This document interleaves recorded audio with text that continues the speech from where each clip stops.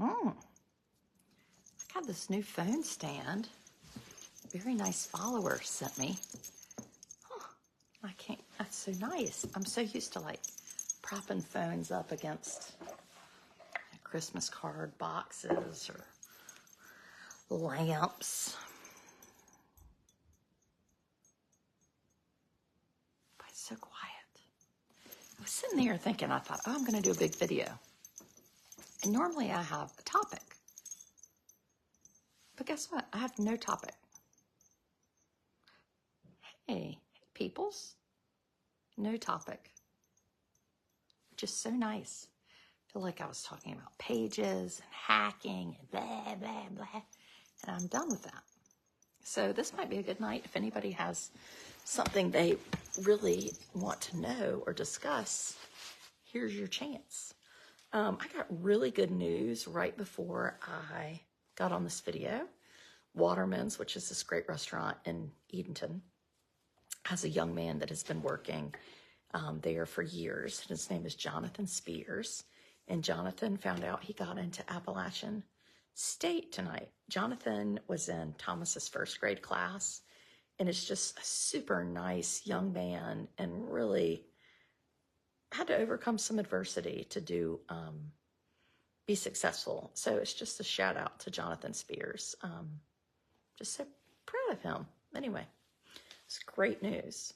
Hello from Ohio. Yes, Thomas and I went to a party. You have jewelry. Means you went to a party. We went to a party. There's a house in Edenton called Hayes, and a group of local folks got together and got the state of North Carolina to buy it. And it was actually in Thomas's family. Beautiful home, and it is being everything's being kind of redone and taken back to the original everything, and so it's open to the state. So tomorrow it's on the Christmas tour, and Saturday, and tonight was just kind of a, I don't know what it was, come see party, but it was really nice. Looks really great.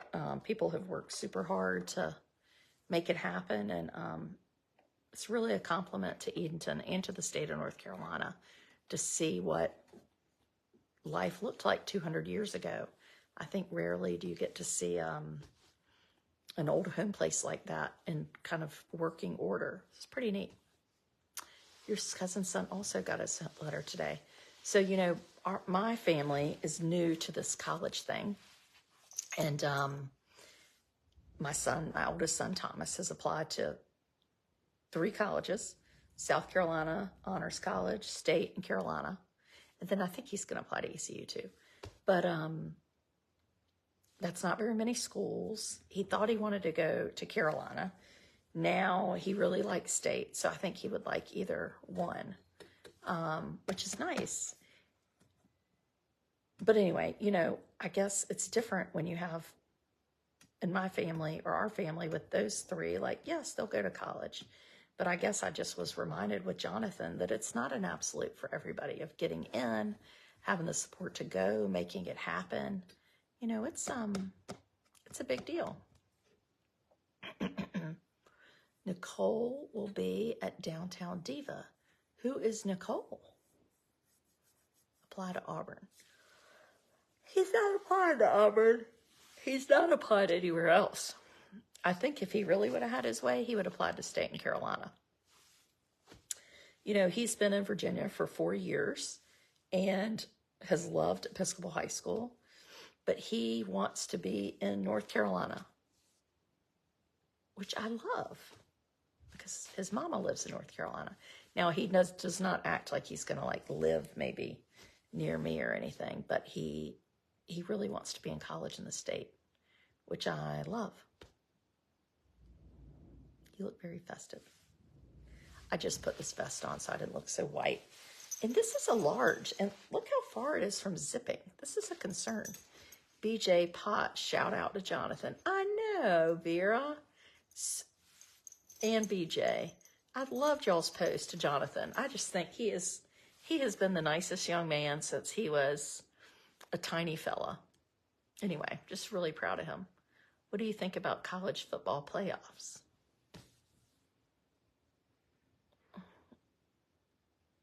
I think they're good. They're good. They're really good. I'm upset, but I'm okay now. Yeah. It's really going to be hard, but it's great. It's hard. It's tough. But go college. I don't know what do I know about the college playoffs? Do I look like I watch college playoffs? I go to football games to talk to people. I don't even need a ticket. Catching a hacker. What's the story with your charm bracelet? So this charm bracelet is a regular bracelet. I had seen this bracelet that I really liked in Richmond at the St. Christopher's sale. So it were these little medallions, and they were black and white, and they were children's like portrait pictures in paper in them. And I was like, well, I couldn't, a Dyson hair dryer. I don't have one, but I would love one too, but they're too expensive for me. But yes, I would get one if I could. Oh, your mom's name is Adrian. Oh, and I got in my head that I could make a charm bracelet. So my mom and I had several like random gold things that we didn't wear. So we have this jeweler, John Wade, he's from Rocky Mount, and he melted the gold. And then my friend Lainey Layton that lives in Edenton, she's an artist. She took their photographs and drew their little pictures. Here, I'll show you. Now that I have my new stand, I can walk around. I'm a little bit dizzy. So these are their composite pictures. So she took a picture, like one of little Thomas. I can't remember which one it is. Maybe this one. And then she drew it. She did Amos. I think this was Blair's. And then Russell's. Might have been this one. God, weren't they so cute? And so then on the, oh, shoot, I'm just trying to attack the thing. And then she took on the charm, I'm going to show you. Let's see, okay. Where's little Thomas's? Okay, this is Russell's. So then, can you see? Hold on. Yeah, you can see. See how it's Russell's picture? She drew it, and then John Wade did it with the jewelry maker. Last night with the hacker was priceless. So yes, my subscribers earlier today were like, can we have a hacker video every day?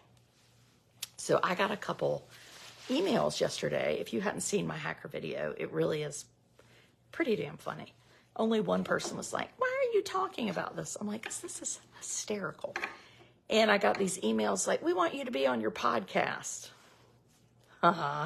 You can't get me. You already got me once.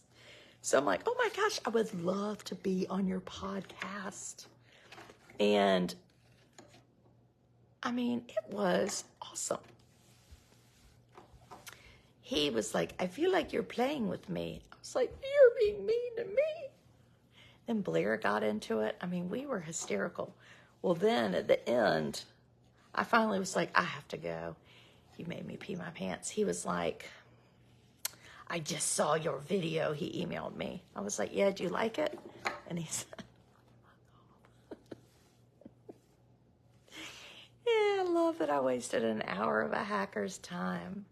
Of course, I wasted my own time, but my time is not valuable. And like, that was, work for me. Yeah, Blair was like, Mom, you're bullying him. I was calling Blair Matilda. I was so tickled. You and Matilda. Yeah, and I had my Barbie. I have a David, I got this Barbie at the Habitat store. It's the guy from Baywatch. What's his name? Hasselhoff. I was talking to him. And then I had Pinocchio, my Christmas tree ornament. I just randomly had David Hasselhoff Barbie and Pinocchio in my office. I didn't even plan on that. That's just how I roll. That was the best video we've seen in a long time.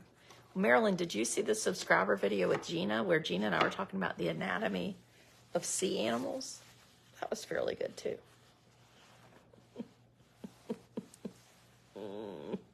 So tickled.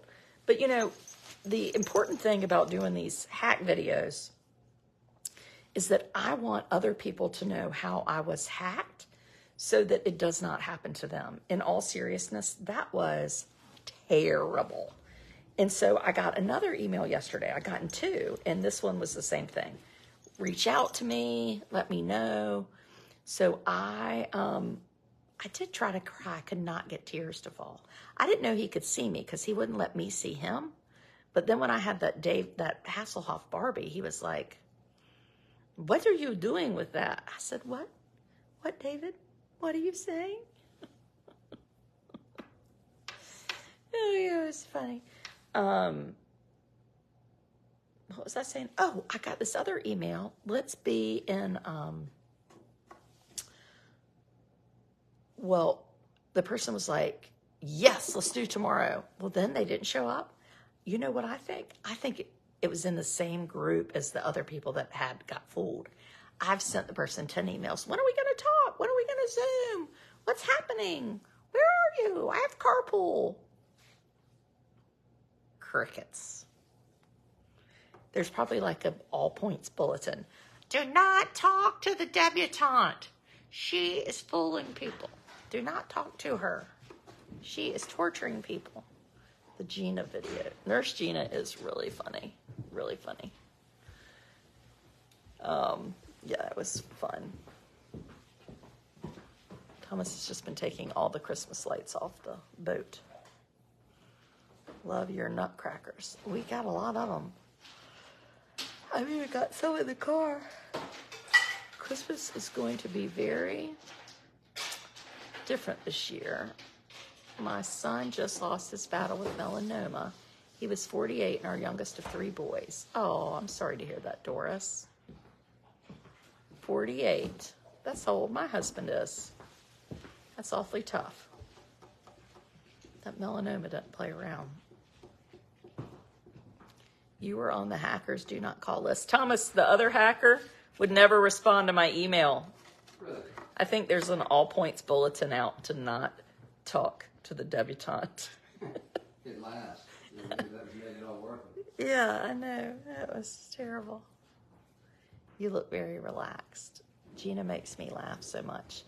Gina is my nurse. I get IVIG every month of a port. And Gina comes once a month for 3 days. And we've gotten to be really good friends. And usually one day we go out to lunch after if she can. And she's just a great person. She's a tiny bit older than me, not really. And we just, she tells it like it is, which I really admire. I just really love her. Anyway,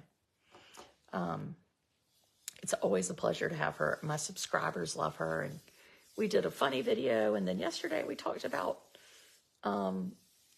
abusive relationships and, like kind of some big topics that we do on in my subscriber group, which is good.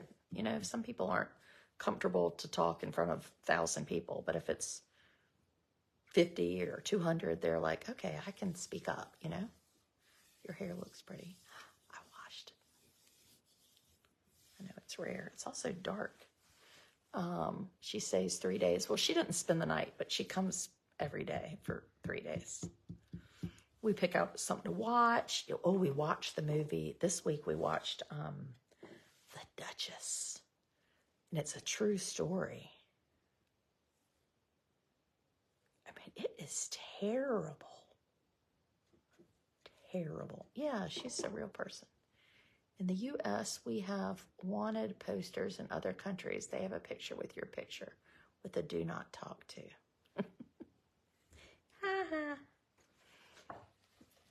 These are my Christmas cards. People aren't sending their Christmas cards out very early this year. I've only gotten like 6. I think it's because whenever anybody sends me a Christmas card, I do a post and I'm like, who are these people sending out their Christmas cards? So now people are afraid to send them to me. I have one from the Hicks, my cousin Nikki, Sheila Sneed. Oh, our cute neighbors. Oh, they're so cute. The Dales. And then the Woods. Sarah and Surreywood in Raleigh. And then somebody's dog. Whose dog is that? Oh, that's the Mileys. My friend Allison Miley. Oh, that's sweet. And I tell you what, this, you know, you want to talk about, and my neighbors, the Daniels. You want to talk about people, what show is the Duchess on? I don't know. I paid for it. Christmas is a super fun, wonderful time. People get together with families, but there are other people out there that are totally alone. And I would encourage you to find them and reach out to them. There are people that don't have anybody. No kids, no nothing. And this family who sent me this lovely Christmas card, they lost their only child several years ago in a boating accident. And she was 15. And she was their only child. And, you know, I think about them at Christmas and how, oh, Allison was your college roommate. You know, I lost my brother, you know, and there were two of us. And that was terrible. But it's another thing to lose, to have an only child and lose an only child, you know. It almost just, you wonder, like, how do you survive that, especially at Christmas, you know? So many people. Yeah, and I think, you know, some people might be like, you do this silly blog, or you do this, or you do that. But in my subscriber group, like, we have people that, it's a community. And there are people out there that need a community. And, like, I've had weekends here. People have made friends with other like-minded people, whether they have children with special needs or whether they're just have had some adversity in their life. And let's be honest, everybody has had adversity in their life somehow, you know? Anyway, it's just real easy to get wrapped up in all our own mess, you know? Honor.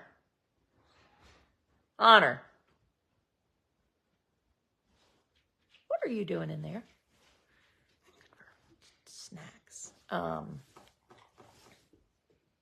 are you doing in there? I heard you being naughty. Anyway, just good to know what people are doing.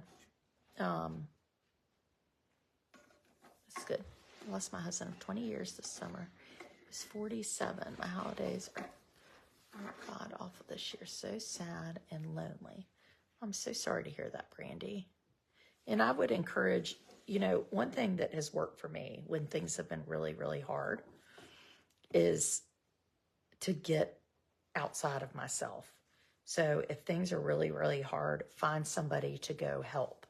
Like, go volunteer at a school, go volunteer at a soup kitchen, go volunteer at the Habitat store. You'll talk to people. Like, if you are lonely and sad, you have got to get out. It's really, really important. And I speak from experience. Passed away Christmas morning. The first Christmas we had, I'm alone. That's why I watch you as company to fill my time as I go through my day. Well, I'm so glad you're here, Victoria. I'm so glad you're a subscriber. We usually have coffee every day, and then we have some fun things we plan, and I just really, so glad you're here. Amos did not get a haircut today. He's going to get it next week. He looks like a sheepdog. The first Christmas after my brother died, we were like in it's almost like you're living in a bad dream, you know? And we hadn't decorated for Christmas. And I remember my dad and I don't even know if we went to church that Christmas Eve. We always went to church Christmas Eve. But on that Christmas Eve, my dad and I went out and got a Christmas tree. Christmas Eve. And it was $10. And I remember we laughed, thinking like, well, if you wait and get a tree, it's only $10. So, you know, it's interesting what you do to get through, you know, at the time. Anyway, best advice I have to give is what you're longing for. If you're lonely, offer companionship and love. Help someone in your community. Writing to or giving to others helps immensely. Did you ever get your crown fixed? Yeah, I busted my tooth out last week with my candy cane. This is true. Busted my tooth out. Late to the date tonight. Hi, Adrian. Hi. You're never alone. God is always with you. Well, that's the truth. That is true. I believe that too. I lost my granddaughter who I raised on November 10th. She left 2 little girls. My heart is broken. Oh, Linda. I bet so. My only sibling passed on my only daughter's golden birthday. You know, no family. I like working on Christmas. I work in a hospital, making the day more pleasant for those who are ill or have some type of surgery. Well, that's good, Marilyn. That's good. I'm from Wisconsin. Is Amos into Santa Claus? So yes, it's so interesting. This friend I was talking to tonight, she has 2 boys who are 11 and 9. 11 and 9? Yeah, Amos is 10. And I said something. She said, well, the 11-year-old doesn't believe in Santa Claus, and the 9-year-old's kind of like, eh. And, you know, she said, we're kind of out of that stage. And I was like, it's so funny because I have a 10-year-old, my youngest, and this is the first year he is really excited about Santa.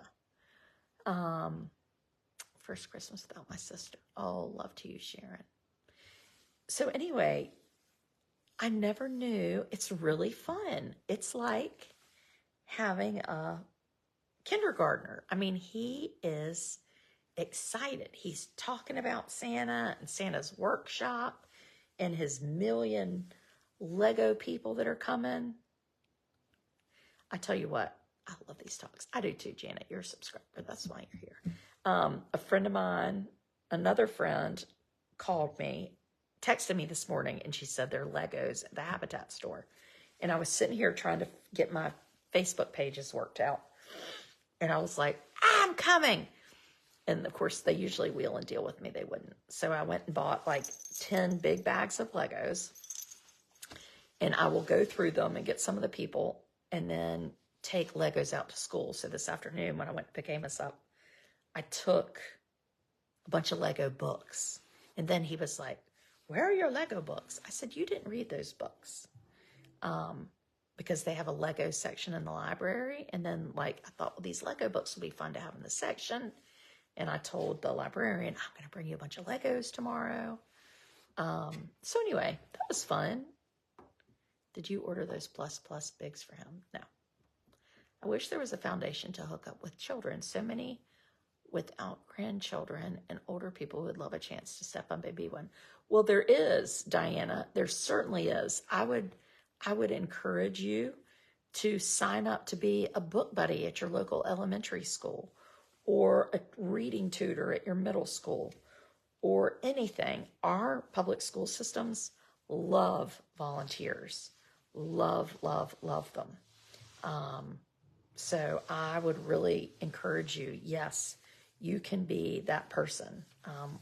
We have been that person for several kids, and it's delightful. Does Amos have any Braille Legos? No, I've never heard of that. My 15-year-old still believes in Santa. He is on the spectrum. He said he believes in Jesus and can't see him, so why wouldn't he believe in Santa? Oh, that's so sweet. Our sweet girl at 44 still is excited for Santa. She was in bed before the sun went down. Oh. Well, Blair is funny. Amos this morning, she annoys him in the morning. And he, cussed at her a little bit. And then she said, Santa's watching. And he said, I'm sorry I say those ugly words. It was funny. I've never heard of Braille Legos. Never heard. My 39-year-old with Down syndrome still gets excited about Santa. You know, it's really fun. Second Christmas without my mom. Georgia schools have mentors. And yes. Reading buddies.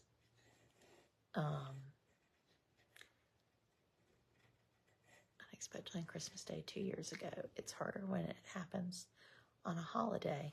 You know, I think what happens is when you lose somebody, if it's a certain time, like I lost some friends in a fire on Mother's Day, and I know that those mothers, that date is hard enough, but then to associate it with Mother's Day or July 4th or Christmas, you know, that's hard. Holidays, my brother has been gone now for 34 years this July. I'm only 47. So I've been alive like 3 times longer than I knew him. It's so interesting. This is the first year that my 8-year-old has told us what he wants for Christmas. Oh, I'm so glad for you. Oh, that's so great. Yeah, Amos wants 1 million Lego people. I'm 63 and I believe in Santa. Well, I think you're right. It's very true. You have volunteers and visitors. So we have some group of adults with special needs, and they volunteer. They have a group home through Trillium, and they volunteer at the Habitat store at least twice a week. I didn't see them on Tuesday, but they were there on Thursday, and Brandon carried the Legos to my car, and I got to see his new puppy, who's a miniature sheepdog, who's really cute, and talk to him about going home. And those young men have been such a blessing to me because I can see a future for Amos that doesn't look sad, and I see these men who are happy and involved and volunteering and see their families but have independent lives, you know. And I go in the Habitat store and I spend, well, today I spent a lot because I bought all those Legos, but I might spend $1 or $3. And it's not really about that, but it's community. You know, I go in there and talk a little bit. I don't know. It's just being involved in things, which makes a difference. Makes a difference. I noticed that with what I do, I can sit here in the house and talk to 1,400 people at one time. And because of that, I think I have to make a real point of connecting in my community. And my 2 older sons not being in high school here makes a difference. My daughter is planning to go off. So then it's just us and the little one with special needs. And it's like, how do we make sure we're connecting, with the community? My husband doesn't work in town. So anyway, just a lot of thinking. First Christmas without my dad. Oh, we're going to fly. We'll be with Thomas's parents Christmas Eve, probably Christmas morning, have breakfast, and then Christmas afternoon, we're going to fly to see my parents. And, it's not, I would say to you, it's never easy. Like, I think we think, oh, it'd just be easy. We're just going to do this. But I don't want to miss things, like, I guess I'm aware enough is that, like I was telling somebody tonight about Thomas applying to college, and I said, I'm really trying to enjoy it. And she said, I just remember, you're not 48. Am I 48? Yeah, I'm 48. Yeah, I think. 75. Yes, I'll be 49. What was I saying? I have no memory. Talking. Oh, applying to college. And I said, I'm really trying to enjoy the college thing. And I said, a lot of times things are a perspective, right? Like, we've been to visit some schools. We've had some talking. I've edited his essays. We've talked about what he's going to write about.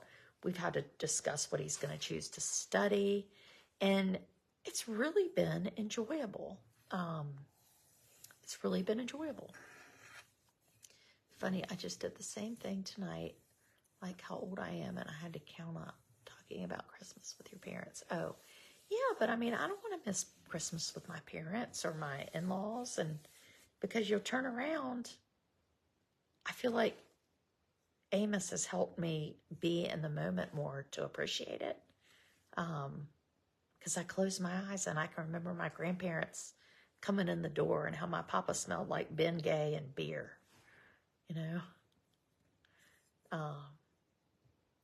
And I hear people say, I miss my mom or I miss my dad. And it makes me think, gosh, you're so blessed to have your mom and dad. Like, this is awesome. Is Amos asleep? Yes. Yes, Mary put him to bed while we were out.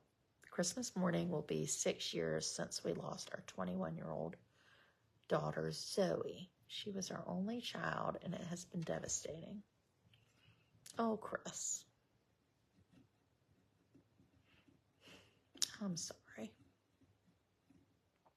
Chris, if you send me a message, I would love to put you together with my friend who lost her only daughter. If I had to guess, it would be nice to have somebody out there that understands, you know, because I don't understand in the way that she would understand, you know. I'm sorry. I think you just have to get through it. I mean, that's the thing. Like, how do you get through that, you know?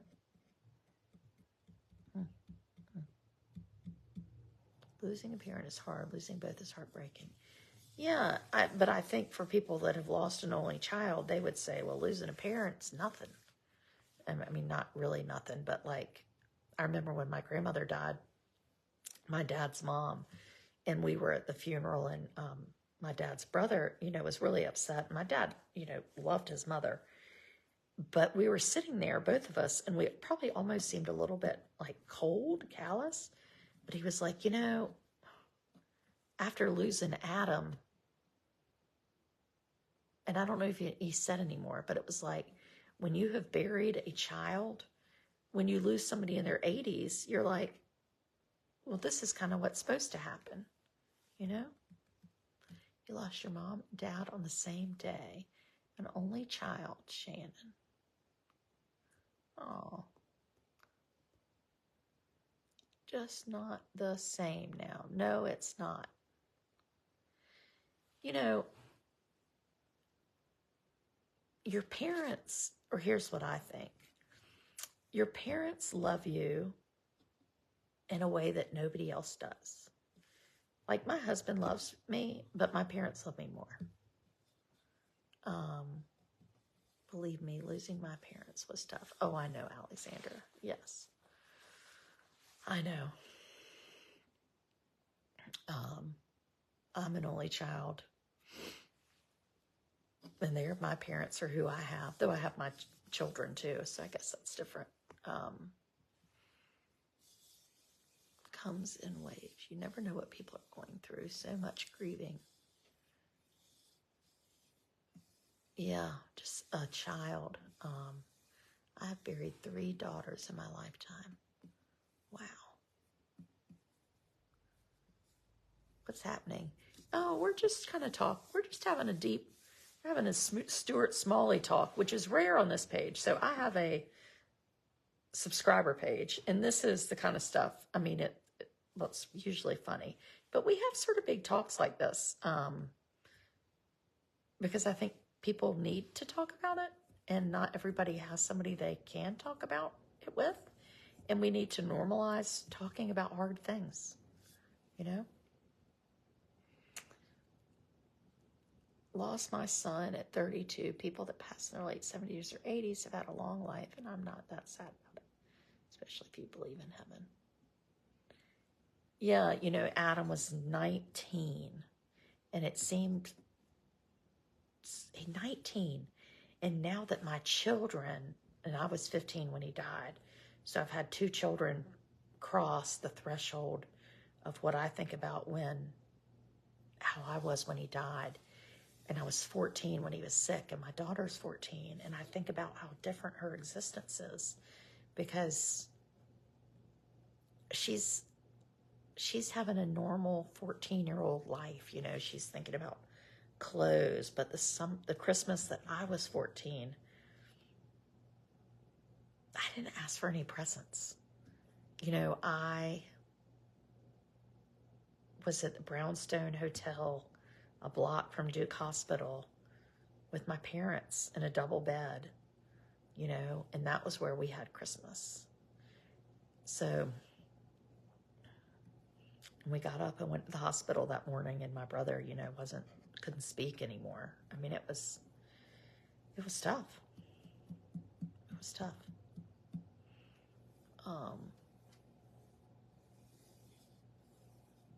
Yeah, it was tough. But I think now I just try to just really enjoy. And I look at my son Thomas, who's about to be 18, and I think, wow, these are good humans, you know.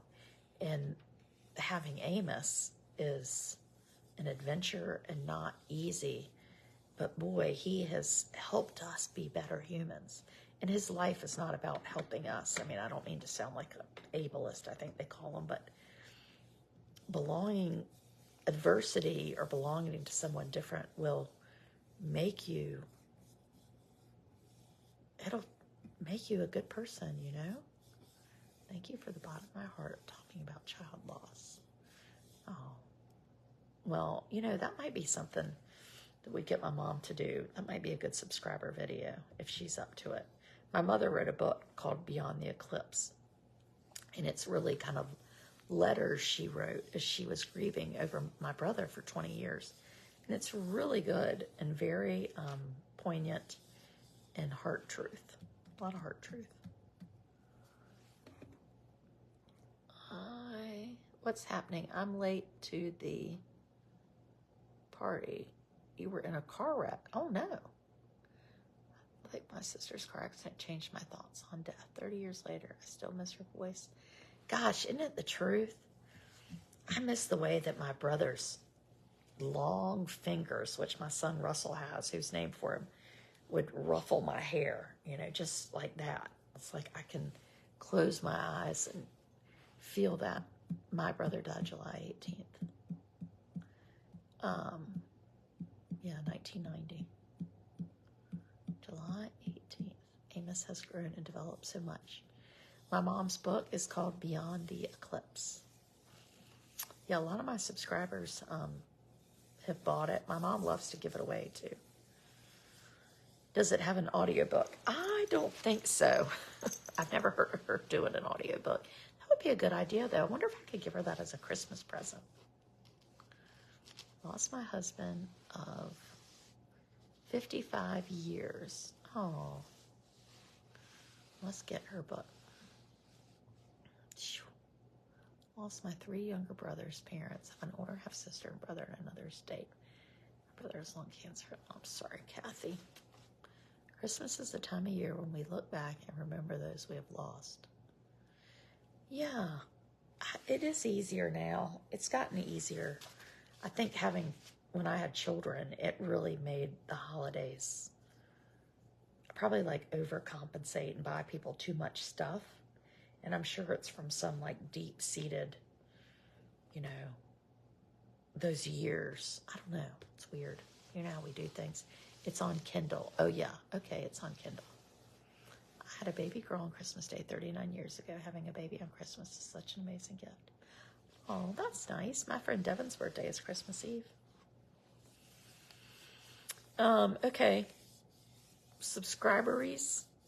I will see y'all in the morning, probably about 10. We're going to have a little shopping trip, I think, tomorrow. Yeah, I think we're going to go to Virginia Beach, have a little shopping trip from the Home Goods.